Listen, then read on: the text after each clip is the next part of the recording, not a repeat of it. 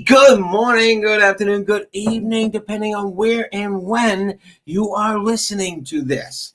This is Coffee with Kevin, and I am grateful. I am Kevin, and this is my coffee.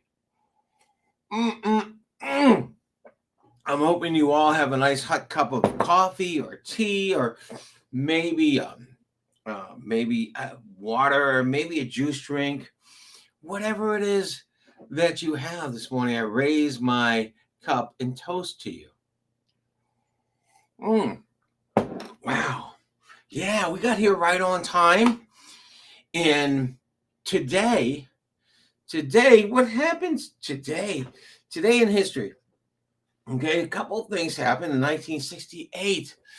I believe it was the Civil Rights Act was passed.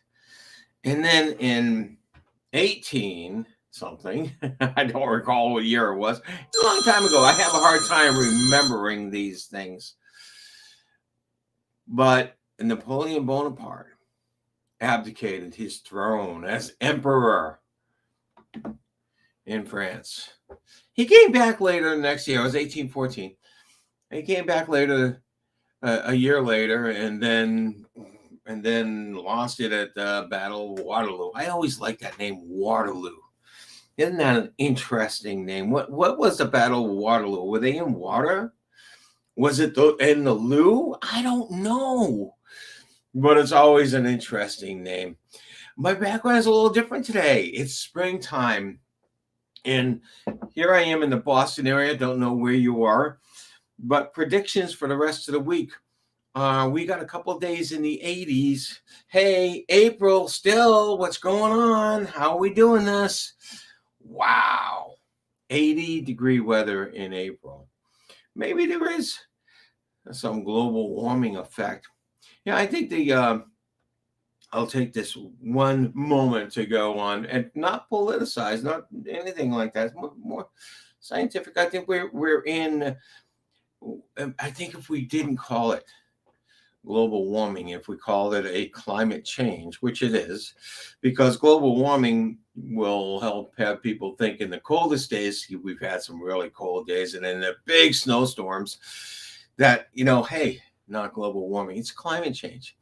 And we're in the thick of it, and it's probably going to get more extreme in the next few years, maybe the next 10 years and 20 years. I don't know. But it definitely is a change. However, I always say, okay, I grew up and I remember having these snowstorms that were incredible. Of course, I was a lot smaller back then, so maybe the snow was a lot deeper. Maybe it just seemed like we had much more snow because I would enjoy every moment on a sled or a toboggan. So, we remember these times when we seem to have, interesting weather, either really hot or really cold or a lot of snow. I did survive the blizzard of 78. I was a youngster, but I was working. And I was shoveling a lot. Anyway, hey, back to springtime. Let's get this snow out of our heads, this cold weather out of our heads, and think of springtime. And the flowers are starting to come up. We're starting to spend more time outside. Hopefully you've got a deck or a porch or at least a seat outside where you can enjoy the weather when we're outside. And I chose this picture because not only the flowers are beautiful, they're not colorful, they're all yellow, but it had a blue sky. And I think the blue sky is something that really can have a positive effect on us. Good morning, Larry. Good morning. A blue sky can have an effect on us, just like water has an effect on us. So blue sky and water can have a calming effect on us. Or in my case, maybe an uplifting effect.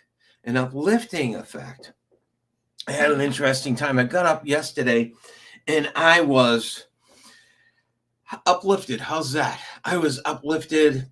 I came downstairs, and my grandson, my 8-year-old grandson, was in the room. My brother-in-law was in the room, and I'm like, oh, isn't this a great day? Isn't this a wonderful day? I feel like dynamite.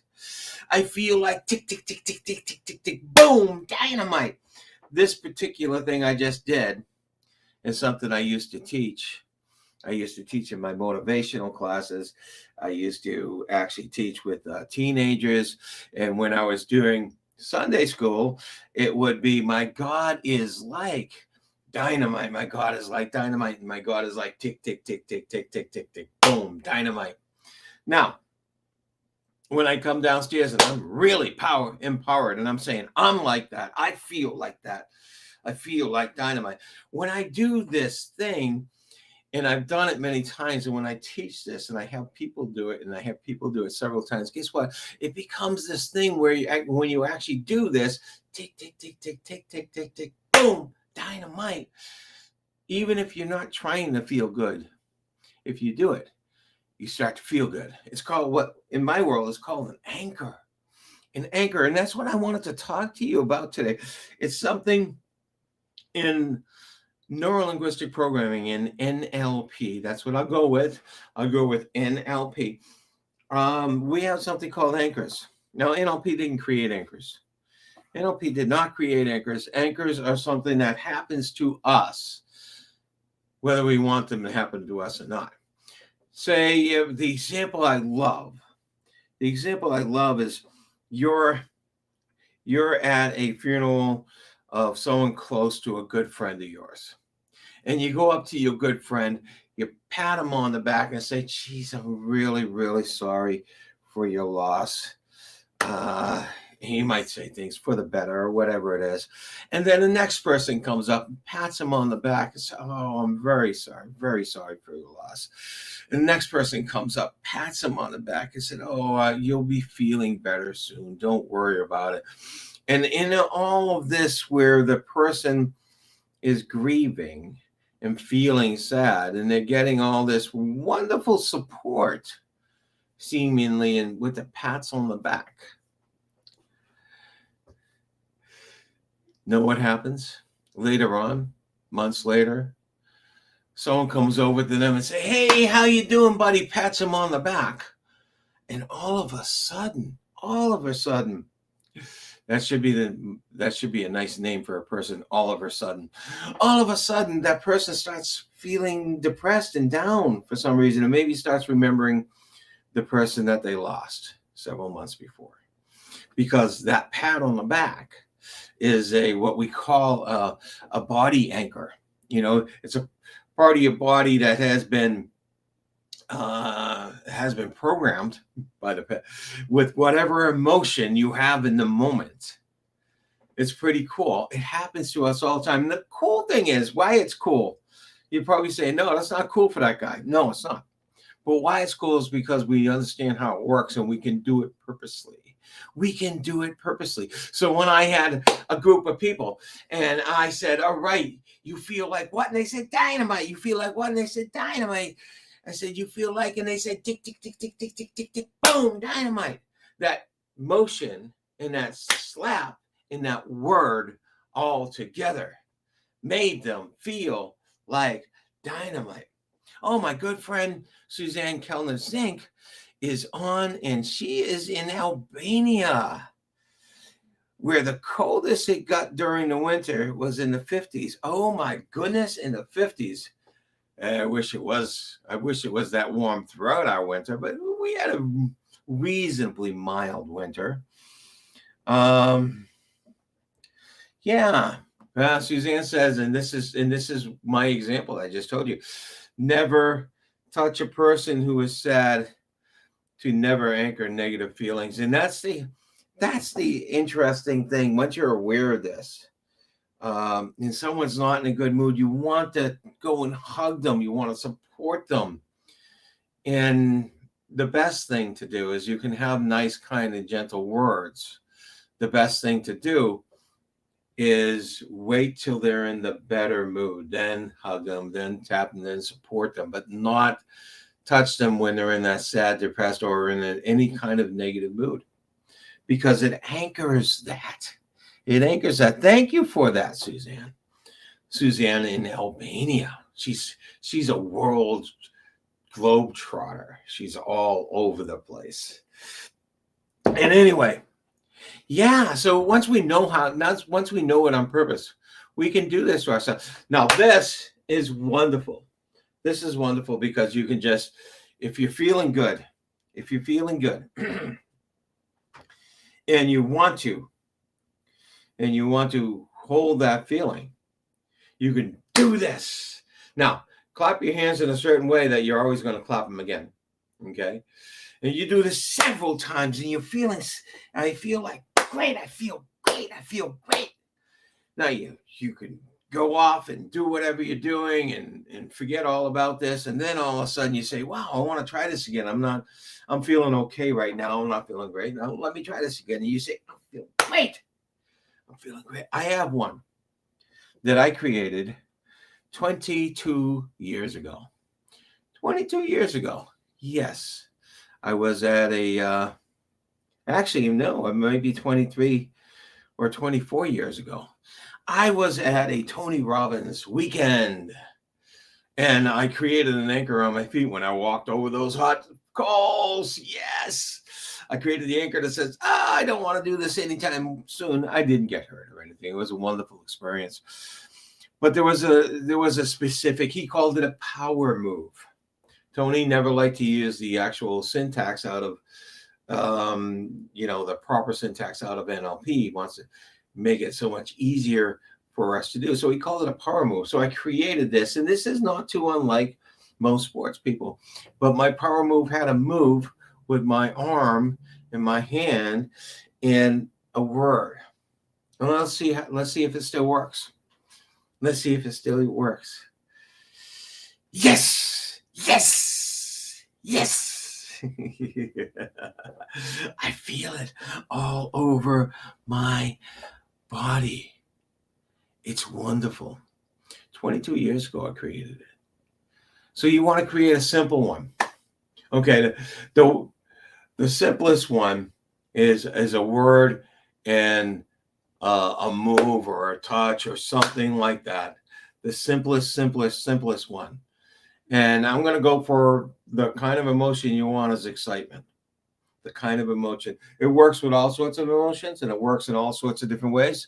But the kind of emotion you want is excitement. How do you get excitement into your head, into your body? Think of a time in the past, a specific time, not, oh yeah, I was so excited when I was in college. No, a specific time that you were excited when you were in college, when you saw your grades and they weren't anywhere close to what you thought they were going to be. They were so much better. Or whatever it is, a specific time. You go into that specific time, bring yourself back there, seeing what you saw, hearing what you heard, and feeling what you felt. And when you're back there and you're feeling that, that's when you trigger, that's when you do your thing. And you say, yes, yes, yes. I actually had several moves. So when I reproduce that, I'm going to do that. Yes, yes, yes. Sure, you can easily go, not easily, but you can tell yourself, go back and remember that specific time again. Go back and remember that specific time again. But it's so much easier just to have something, a move of some sort. And you can do this exuberance. I'm gonna put that on there. Exuberance, yes. And anytime you do that, whether it's clapping your hands or moving your hand, or when I was taught is just touching this. But if I have exuberance or excitement, it's like I want to move that moves with that energy. I want to move that moves with that energy. So you do something like that, and you find you can bring it back every time. So the next time you're not feeling exuberant or excited, but you want to be and stuff like that, there's no reason you can't. Create that anchor now so you can bring it back when you can. There's all sorts of things that you have control over that you don't know. So stay tuned. Continue coming in. to Coffee with Kevin. This is my coffee. I'll take another beautiful sip. It's a dark roast today. Oh my goodness. And I am Kevin Martin, a mindset coach with cnlpcoaching.com. That's how you can reach me. You can reach out to me on LinkedIn, reach out to me on Facebook, give me a shout, and I'd be happy to talk more on this. Yep. If you find me on LinkedIn, follow me. I'd appreciate that. Or on Facebook. Take care, everyone, and make it. Don't have a good day. Don't just have a good day. Make it a good day because you're in control. You're in control. And I will tell you, I was talking to someone at a government agency the other day before we finished our call. She was so kind, so nice. She told me, make it a good day. She didn't say have a good day. She said, make it a good day. And I just had a big smile on my face because I said, she knows it. She's got it. And now you have it. Take care, all. Bye.